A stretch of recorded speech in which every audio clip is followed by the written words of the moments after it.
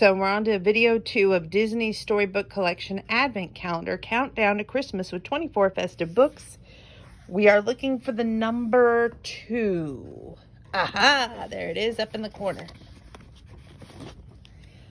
And It Takes Two, the Jungle Book. Let's see what the back says first. Determined to prove to Baloo and Bagheera that he has brains and brawn, Mowgli goes on an exciting jungle adventure by Autumn Publishing. These little books, they're made of paper and they're very hard for people with fat fingers to open. Just saying.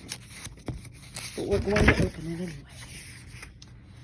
One day in the jungle, Bagheera and Baloo were discussing on how to keep Mowgli safe. "I can protect us," said Bagaloo. "Oh, Bagaloo," said Bagheera. Mowgli sighed. He didn't need protecting. Why, with his strength, he could fight like a bear, and with his brains, he could plan like a panther.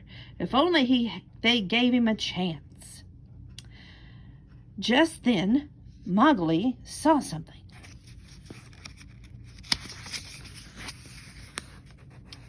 There was a rustling sound above his head somewhere in the trees. Mowgli looked at this and that way, trying to catch sight of what it was making that noise.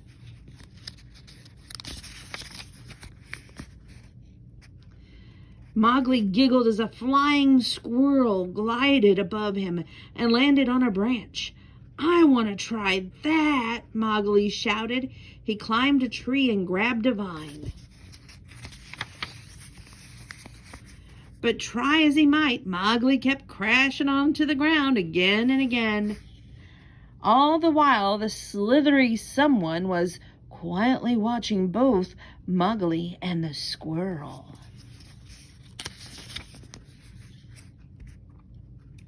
Finally, Mowgli got the hang of swinging on vines. It felt like flying. He and the squirrel swept over the heads of Bagheera and Baloo.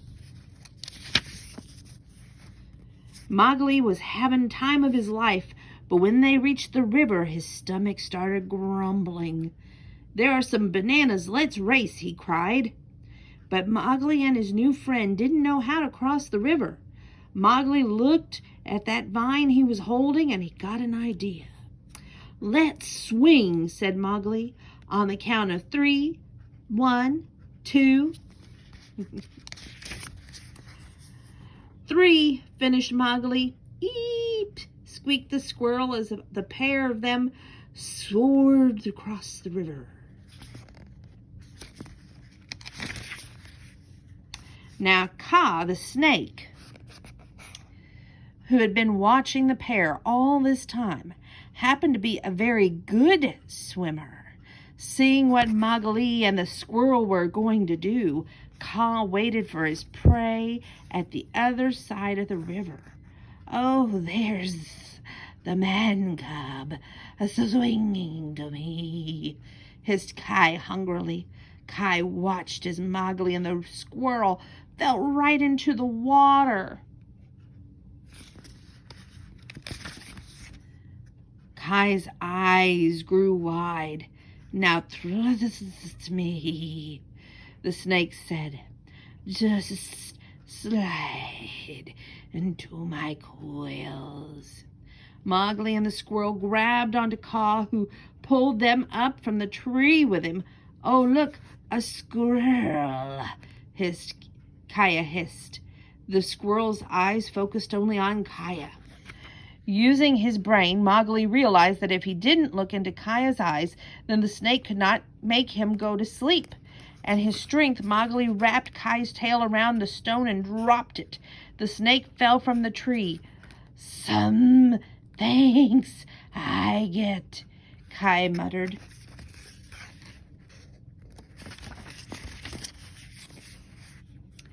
Bagheera and Baloo stood across the river, shouting at Mowgli.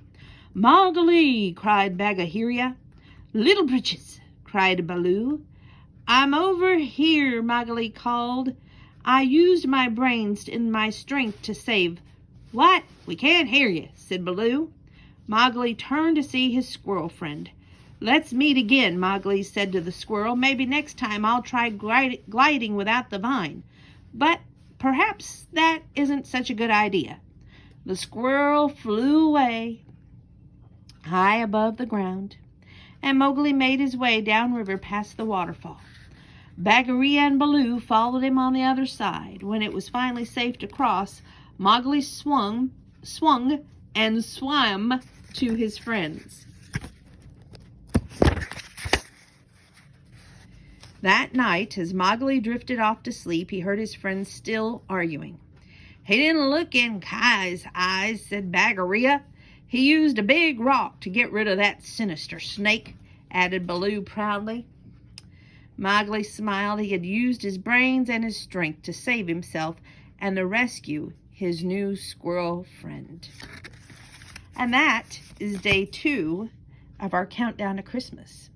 I hope that you tune in for days leading up to Christmas, and something tells me that we may even have some more books so that we can make it to Christmas with an extra treat or two.